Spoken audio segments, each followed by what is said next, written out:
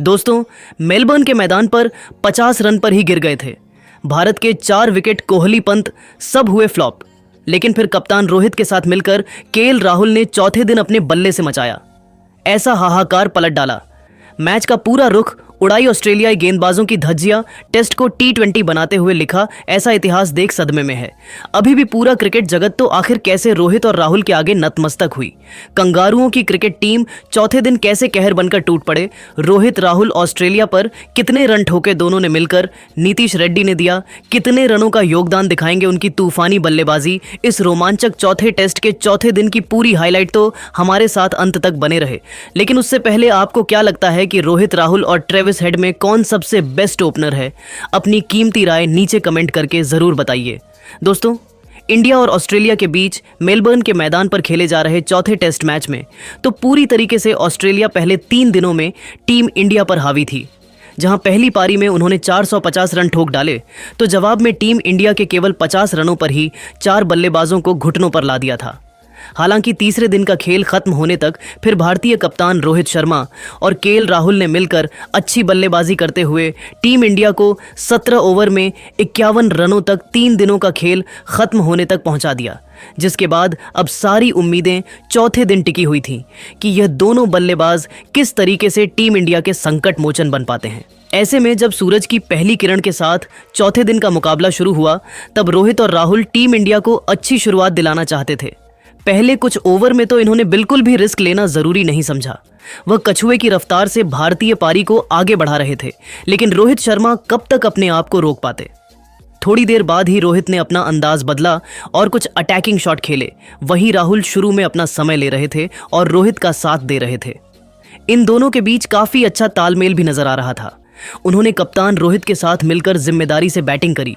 जैसे जैसे पारी को संभाला और आगे बढ़ाया, देखते ही देखते उन दोनों ने अपने बल्ले से धमाल मचाना शुरू कर दिया।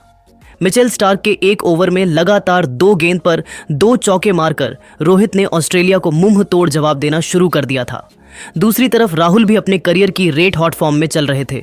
इन दोनों को आउट कर पाना फिर ऑस्ट्रेलिया के बस की बात नहीं लग रही थी।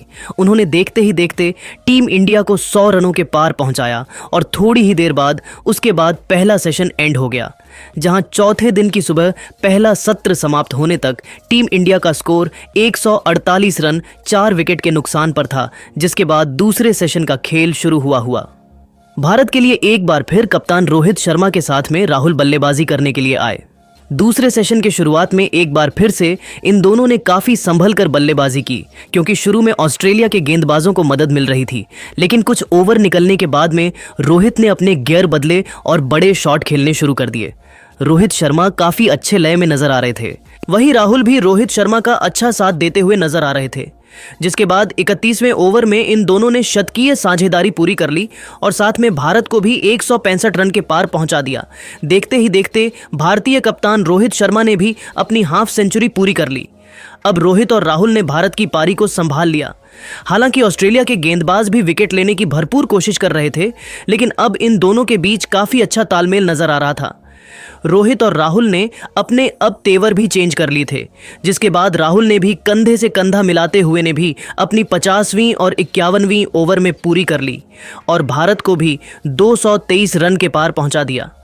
और सबसे खास बात तो यह थी कि इन दोनों खतरनाक खिलाड़ियों के बीच 50 रनों की दमदार साझेदारी भी पूरी हो गई थी। ये दोनों तो ऑस्ट्रेलिया की गेंदबाजों के पर खच्चे उड़ाने पर तुले हुए थे।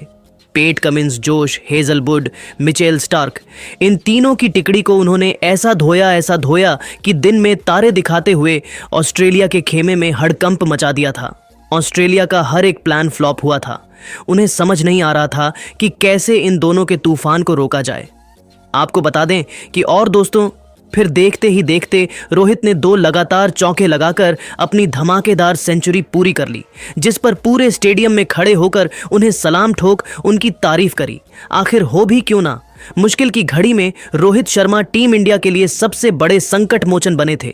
और इसी के साथ 61 ओवर की समाप्ति तक दूसरा सेशन भी समाप्त हो गया, जहां दूसरे सेशन की समाप्ति तक टीम इंडिया का स्कोर 273 रन तक पहुंच गया था। जिसके बाद में तीसरे सेशन की शुरुआत में एक बार फिर से राहुल के साथ रोहित ही पारी आगे बढ़ाने के लिए आए। रोहित और राहुल ने इस सेशन की शुरुआत ही अटैकिंग तरीके से की। खास तौर पर रोहित ने बॉलर्स के ऊपर डोमिनेट किया। वहीं उसके 3 ओवर के बाद में रोहित शर्मा ने राहुल के साथ में मिलकर अपनी टीम को 300 रन के पार पहुंचा दिया था। दोनों ही बल्लेबाजों के बीच की यह साझेदारी अब ऑस्ट्रेलिया के लिए काफी खतरनाक होती नजर आ रही थी, क्योंकि यह दोनों तेजी से भारत के स्कोर को आगे बढ़ा रहे थे। लेकिन उसके बाद में सेट बल्लेबाज कप्तान रोहित शर्मा को पैट कमिंस ने आउट कर दिया और भारत को सबसे बड़ा झटका दिया, जहां रोहित शर्मा ने भारत के लिए 139 रन की कप्तानी पारी खेली। रोहित शर्मा ने इस पारी के दौरान 12 चौके और 4 तूफानी छक्के भी लगाए और उसके बाद में बल्लेबाजी करने के लिए आए नीतीश रेड्डी, जिसके बाद नीतीश और राहुल ने मिलकर भारत की पारी को आगे बढ़ाने का काम किया। खास तौर पर राहुल तो आज फास्ट और स्पिन दोनों गेंदबाजों को काफी अच्छे से डोमिनेट कर रहे थे। अब केएल राहुल हर ओवर में कम से कम 1 चौका तो लगा ही रहे थे, वहीं नीतीश तो शुरू में अपना समय लेकर खेल रहे थे। अब इन दोनों के बीच भी अच्छा तालमेल नजर आ रहा था। राहुल भी अब तेजी से अपने शतक की ओर बढ़ते हुए नजर आ रहे थे, जिसके बाद नीतीश और राहुल के बीच भी 50 रन की साझेदारी हो गई और फिर वह मोमेंट आया जिसका सबको बेसब्री से इंतजार था। केएल राहुल ने मिचेल स्टार्क के खिलाफ 1 चौका और एक खतरनाक छक्का एक ही ओवर में लगाकर अपनी सेंचुरी भी पूरी कर ली और अपने सिलेक्शन को सही साबित कर दिखाया। उनकी बल्लेबाजी से कंगारू गेंदबाज काफी दबाव महसूस कर रहे थे, लेकिन शतक लगाने के बाद में वह ज्यादा देर तक नहीं टिक पाए। राहुल को भी नाथन लियोन ने आउट कर दिया और भारत को तीसरा झटका दे दिया। जहां आपको बता दें कि राहुल ने भारत के लिए 127 रन की पारी खेली। बता दें कि केएल राहुल ने इस पारी के दौरान 2 तूफानी छक्के लगाए, वहीं उनके बल्ले से 12 चौके भी निकले। उनके आउट होने के बाद में नीतीश रेड्डी का साथ देने के लिए रविंद्र जडेजा मैदान पर उतरे और उसके बाद ऑस्ट्रेलिया को कोई और सफलता हासिल नहीं होने दी। इन दोनों ने भी ऑस्ट्रेलिया की नाक में एकदम कर दिया।